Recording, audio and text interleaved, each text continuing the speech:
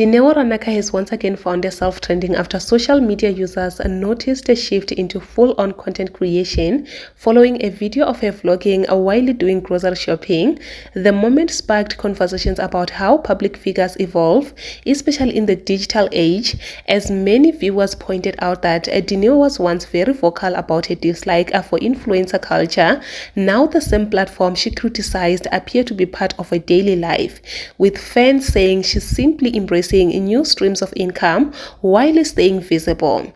While some users teased her about chasing Facebook money, others defended her, saying there's nothing wrong with changing perspective and using social media to stay relevant. And my faves and I are back. It's a new year, meaning new specials.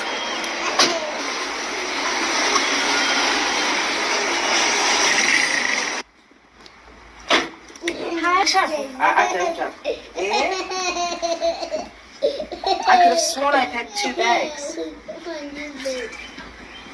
It was 2, no way. How did it get so much more? Ma! Okay. You? Okay. You? The mixed reactions highlighting how quickly narratives change online and how Dineo's latest move has once again placed her at the center of social media debate.